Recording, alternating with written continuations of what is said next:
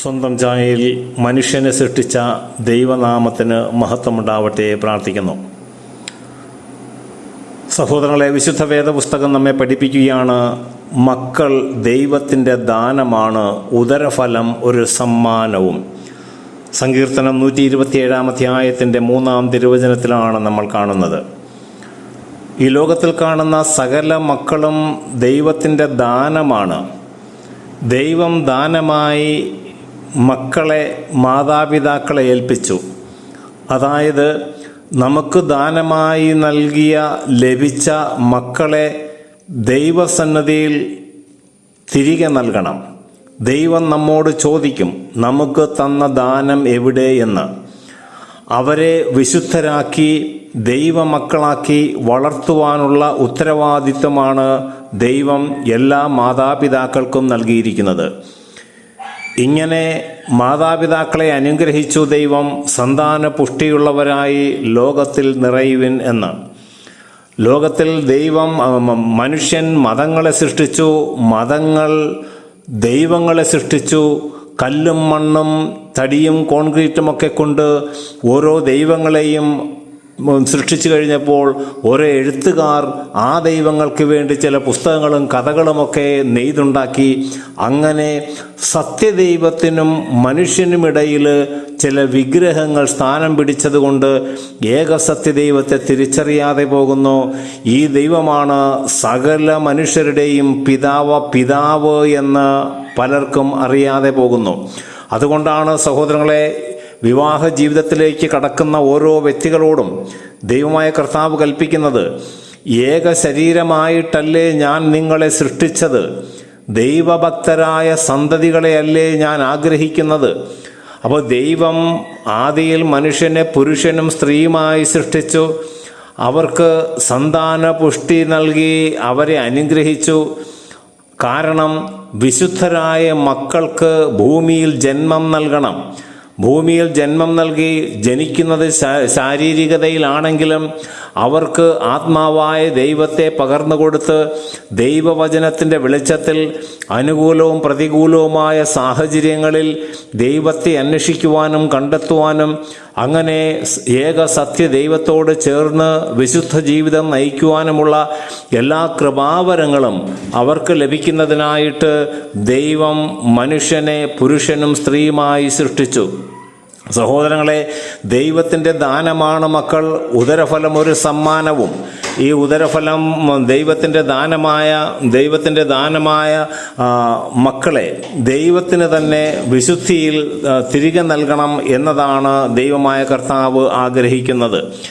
ജ്ഞാനത്തിൻ്റെ പുസ്തകത്തിൽ 3 അധ്യായം 11 മുതൽ 13 വരെയുള്ള തിരുവചനങ്ങളിൽ നമ്മൾ കാണുകയാണ്, ജ്ഞാനവും പ്രബോധനവും പുച്ഛിച്ചു തള്ളുന്നവൻ്റെ നില ശോചനീയമാണ്.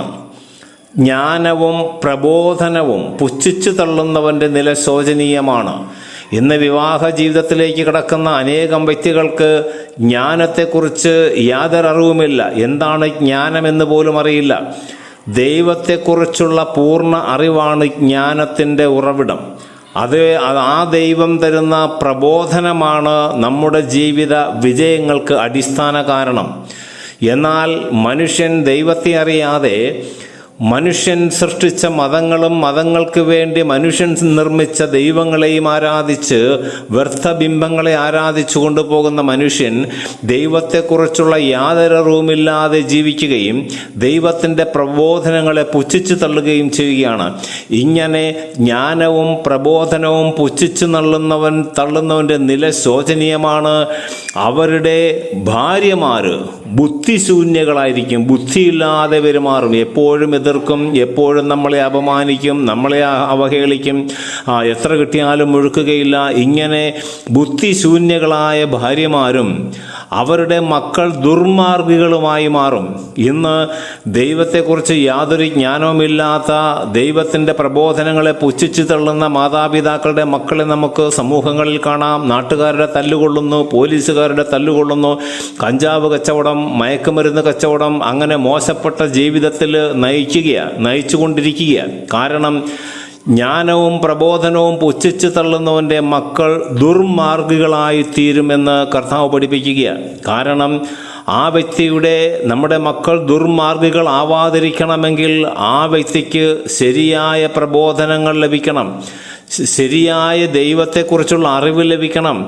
ദൈവത്തെക്കുറിച്ചുള്ള അറിവും ദൈവത്തിൻ്റെ പ്രബോധനങ്ങളും പഠിക്കുകയും അതനുസരിക്കുകയും അപ്രകാരം ജീവിക്കുകയും ചെയ്യുമ്പോഴാണ് നമ്മുടെ മക്കൾ ഉന്നതരായി, സമൂഹത്തിൽ വിശ്വാസികളായി, വിശുദ്ധരായി, മറ്റുള്ളവർക്ക് നന്മ ചെയ്യുന്ന വ്യക്തികളായി രൂപാന്തരപ്പെടുന്നത്. ഇനി ദൈവത്തിൻ്റെ ജ്ഞാനവും പ്രബോധനവും പുച്ഛിച്ചു തള്ളുന്നവൻ്റെ സന്തതികൾ, അവരുടെ തലമുറകൾ ശാപഗ്രസ്തരായിരിക്കുമെന്നാണ് ജ്ഞാനത്തിൻ്റെ പുസ്തകം 3:12 നമ്മൾ കാണുന്നത്. അപ്പോൾ ഭാര്യമാർ ബുദ്ധിശൂന്യകളാകും, മക്കൾ ദുർമാർഗികളാകും, അവരുടെ സന്തതി തലമുറകൾ ശാപഗ്രസ്തരാകും. സഹോദരങ്ങളെ, ഇപ്രകാരം ശാപഗ്രസ്തരാവുന്നത് ദൈവത്തിൽ നിന്നകന്ന് ദൈവാത്മാവിനാൽ നിന്നകറ്റപ്പെട്ട്, ദൈവരാജ്യത്തിൽ നിന്നകറ്റപ്പെട്ട്, വിശ്വാസത്തിൽ നിന്നകറ്റപ്പെട്ട് വെറും ലൗകിക ചിന്തകളുമായി ലൗകികതയ്ക്ക് വേണ്ടി മാത്രം ജീവിക്കുന്ന, ദൈവത്തിന് പകരം ദൈവമാണെന്ന് വിചാരിച്ച് വ്യർത്ഥ ബിംബങ്ങളെ പൂജിക്കുന്ന അനേകം വ്യക്തികളുടെ ശോചനീയ അവസ്ഥയാണ് വിശുദ്ധ വേദപുസ്തകത്തിലൂടെ നമുക്ക് കാണുവാൻ സാധിക്കുക. സഹോദരങ്ങളെ, നമ്മുടെ ജീവിതം അധർമ്മികളായ സന്തതികൾക്ക് ജന്മം നൽകുന്നതിന് വേണ്ടിയുള്ളതല്ല, മറിച്ച് വിശുദ്ധരായ സന്തതികൾക്ക് ജന്മം നൽകി ദൈവിക പ്രബോധനങ്ങൾ അവരെ പഠിപ്പിക്കുകയും അങ്ങനെ വിശുദ്ധ മാർഗത്തിലൂടെ അവരെ നയിക്കുകയും ചെയ്യണം. ജ്ഞാനത്തിൻ്റെ പുസ്തകം 3-19 തിരുവചനത്തിൽ പറയുകയാണ്, അധർമ്മികളുടെ സന്തതികൾക്ക് ഭീകരമായ നാശം സംഭവിക്കും.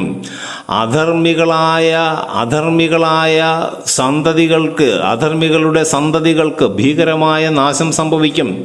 നമ്മൾ ജ്ഞാനവും ദൈവിക പ്രബോധനവും പുച്ഛിച്ചു തള്ളുന്ന വ്യക്തിയാണ് എങ്കിൽ നമ്മുടെ തലമുറകൾക്ക് ഭീകരമായ നാശം സംഭവിക്കുമെന്നാണ് വചനം പഠിപ്പിക്കുന്നത്. നമുക്ക് സമൂഹത്തിൽ കാണാൻ പറ്റും, ഇന്നലകളിൽ വലിയ ലക്ഷപ്രഭുക്കന്മാരും കോടീശ്വരന്മാരും ഉന്നതന്മാരുമായിരുന്ന അനേകരുടെ മക്കൾ, അവരുടെ തലമുറകൾ ഇന്ന് നശിച്ച് നാരായണക്കല്ലെടുത്ത അവസ്ഥയിലായിപ്പോയി. എന്താ കാരണം? 4 കാശ് കിട്ടിക്കഴിഞ്ഞപ്പോൾ അവർക്ക് വസ്ത്രം ധരിക്കേണ്ടത് എങ്ങനെയെന്നറിയില്ല, സമൂഹത്തിൽ എങ്ങനെ പെരുമാറണമെന്ന് അവർക്കറിയില്ല, സമൂഹത്തിൽ മറ്റുള്ളവരുമായിട്ട് എങ്ങനെയാണ് ഇടപഴകേണ്ടതെന്നറിയില്ല, ദൈവം ആരാണെന്ന് അവർക്ക് അറിയേണ്ടതില്ല. കുറച്ച് കാശ് വന്നു, പണം വന്നു, വണ്ടി വന്നു, ബംഗ്ലാവ് വന്നു, ഏക്കറുകൾ കിട്ടി, ഭൗതികമായ ചിലതൊക്കെ കിട്ടിക്കഴിഞ്ഞപ്പോൾ ദൈവത്തെ ആരാധിക്കുക, ദൈവസന്നിധിയിലേക്ക് വരിക എന്തോ ഒരു കുറവായിട്ടാണ് അവർക്ക് തോന്നിയത്. ഇപ്രകാരമുള്ള ശപിക്കപ്പെട്ട സന്തതികൾ, ശോചനീയ അവസ്ഥയിലേക്ക് കടന്നു വന്ന കുടുംബങ്ങളുടെ തലമുറകളെ ഒന്ന് നോക്കണം. ദൈവത്തിൽ നിന്ന് അകന്നുപോയ തലമുറകളെ ഒന്ന് നോക്കണം. വചനം പറയുകയാണ്, അധർമ്മികളുടെ സന്തതികൾക്ക് ഭീകരമായ നാശം സംഭവിക്കും. സഹോദര സഹോദരി, ഓർത്തുകൊള്ളുക, കർത്താവിൻ്റെ വചനം അനുസരിച്ച് ജീവിക്കുന്നത് നമുക്കൊരു കുറവല്ല. ചില വ്യക്തികൾക്ക് ദൈവത്തിൻ്റെ നാമം ഉച്ചരിക്കുന്നത്, ദൈവസന്നിധിയിൽ കടന്നു വരുന്നത്, ദൈവത്തെ ആരാധിക്കുന്നത്, ദൈവസന്നിധിയിൽ പ്രാർത്ഥിക്കുന്നത്, ഇതൊക്കെ എന്തോ കുറവായിട്ടും എന്തോ ഒന്നുമില്ലാത്ത, ഒന്നും അറിയാത്ത ചില മനുഷ്യരുടെ കടമകളായിട്ടൊക്കെയാണ് ചില വ്യക്തികൾ ഈ പ്രാർത്ഥനയെ, ദൈവവിശ്വാസത്തെയൊക്കെ കാണുന്നത്. ഇന്ന് ദൈവം വെറും ഒരു മിഥ്യയാണ് എന്നൊക്കെയാണ് പലരും വിചാരിക്കുന്നത്. ദൈവം വെറും ഒരു കെട്ടുകഥയാണ്, അങ്ങനെ ഒരാളില്ല സ്വർഗത്തിൽ എന്നൊക്കെയാണ്. കാരണം സോഷ്യൽ മീഡിയയിലൂടെ പ്രചരിക്കുന്ന ചില നിരീശ്വരവാദങ്ങൾ, ദൈവനിന്ദകൾ ഒക്കെ പ്രചരിപ്പിച്ചു കൊണ്ടിരിക്കുകയാണ്. ദൈവത്തെ അനുഭവിക്കാൻ പറ്റുമോ ഇല്ലയോ എന്നൊക്കെയാണ് ചിലരുടെ ചോദ്യം. കർത്താവ് പറയുകയാണ്, ഹൃദയശുദ്ധിയുള്ളവർ ഭാഗ്യവാന്മാർ, എന്തെന്നാൽ അവർ ദൈവത്തെ കാണും. നമ്മൾ ഹൃദയവിശുദ്ധിയോടുകൂടെ ദൈവത്തിൻ്റെ പ്രബോധനങ്ങൾ സ്വീകരിച്ച് മുന്നോട്ട് പോയാൽ മാത്രമേ ഏക സത്യദൈവത്തെ നമുക്ക് തിരിച്ചറിയുവാൻ സാധിക്കുകയുള്ളൂ. ഈ വലിയ യാഥാർത്ഥ്യങ്ങൾ മനസ്സിലാക്കിക്കൊണ്ട് ഭൂമിയിൽ നമുക്ക് ജീവിച്ച് നമ്മുടെ ജീവിതം ലോകത്തിൽ വിജയം വരിച്ച യേശുക്രിസ്തുവിനോടുകൂടെ സ്വർഗത്തിലായിരിക്കുവാൻ ആഗ്രഹിക്കുകയും പ്രാർത്ഥിക്കുകയും ചെയ്യാം. സ്തേഫാനോസിനെ കല്ലെറിയുമ്പോൾ അവൻ സ്വർഗത്തിലേക്ക് നോക്കിയപ്പോൾ പിതാവായ ദൈവത്തിൻ്റെ വലതുവശത്ത് യേശു നിൽക്കുന്നതായി കണ്ടു. സഹോദരങ്ങളെ, നിൽക്കുന്നത് സ്തേഫാനോസിനെ സ്വീകരിക്കുവാനായി നിൽക്കുകയാണ്. ഏതെങ്കിലും പ്രതികൂലങ്ങളിലൂടെ യേശുവിന് സാക്ഷ്യം നൽകിക്കൊണ്ട് ഈ ലോകം വിടേണ്ടി വന്നാൽ സഹോദര സഹോദരി, നമ്മെ സ്വീകരിക്കുവാൻ പിതാവായ ദൈവത്തിൻ്റെ വലതുവശത്ത് സകല പീഡനങ്ങളും സഹിക്കുകയും എന്നാൽ ആ പീഡനങ്ങളെ പരാജയപ്പെടുത്തി ലോകത്തെ ജയിക്കുകയും ചെയ്ത കർത്താവായ യേശു നമുക്ക് വേണ്ടി മാധ്യസ്ഥം വഹിക്കുന്നുണ്ട്. നമ്മളെ സ്വീകരിക്കാൻ, നമ്മെ സ്വന്തമാക്കാൻ സ്വർഗത്തിൽ ദൈവമായ കർത്താവ് കാത്തിരിപ്പുണ്ട്. ഈ വലിയ വിശ്വാസത്തിലേക്ക് കടന്നു വന്ന് നമ്മുടെ മക്കളെയും ദൈവവിശ്വാസത്തിലും ദൈവിക പ്രബോധനത്തിലും വളർത്തി ദൈവം ദാനമായി തന്ന മക്കളെ ദൈവത്തിന് നല്ല വിശുദ്ധരായി നൽകിക്കൊണ്ട്, വിശുദ്ധരായ മക്കളല്ലാതെ എന്താണ് ദൈവം ആഗ്രഹിക്കുന്നതെന്ന് സകല ദമ്പതികളോടും കർത്താവ് ചോദിച്ചതുപോലെ ആ ചോദ്യത്തിന് ഉത്തരം നൽകിക്കൊണ്ട് ദൈവം നമുക്ക് നൽകിയ മക്കളെ വിശുദ്ധയിൽ വളർത്തിയിട്ട് ദൈവത്തിൻ്റെ പൈതലായി വളർത്തി ദൈവത്തിന് തന്നെ തിരിച്ചു നൽകിക്കൊണ്ട് നമുക്ക് ദൈവത്തെ മഹത്വപ്പെടുത്താം. എല്ലാവരെയും ദൈവം അനുഗ്രഹിക്കട്ടെ. പിതാവിൻ്റെയും പുത്രൻ്റെയും പരിശുദ്ധാത്മാവിൻ്റെയും നാമത്തിൽ.